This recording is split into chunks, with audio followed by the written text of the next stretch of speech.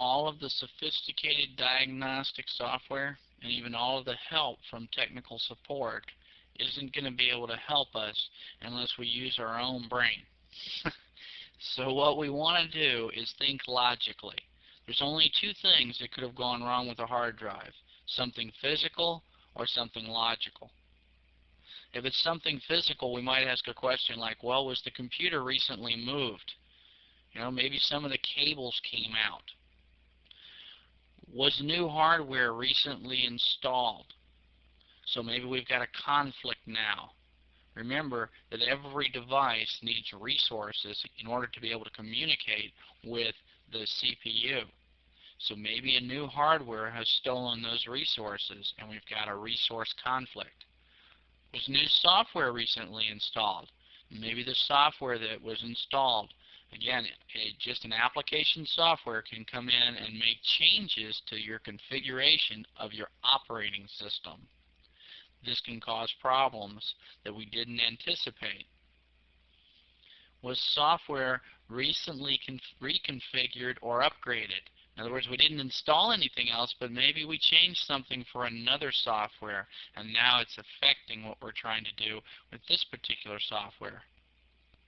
And whenever anything like this happens, and we finally figure out what it was, we really need to document what happened, what it looked like, and how we figured it out, so that if it ever happens again, we have a history that we can go to. That really needs to be in some type of a notebook, especially in a business, especially for servers.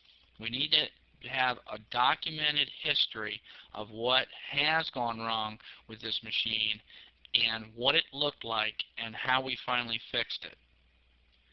A survey of network engineers resulted that the way that they fix most problems is they look at the documentation to see if it's ever happened before, because it just tends to happen again. The same thing. Lightning does strike twice in the same place. So we really need to document when we have a problem so that we can go back to our documentation, and also so that someone else, after we get promoted, someone else can come in and look at our documentation for that same machine or for that same drive. So in summary, what we talked about in this data storage chapter is how floppy drives are formatted and managed to store data, how to use DOS to manage floppy drive storage, how to replace or install a floppy disk drive, how data is formatted and managed on hard drives with DOS and with Windows 9X, and then how to install and troubleshoot hard drives. In our next section, we'll focus on troubleshooting tools that the most successful professionals use.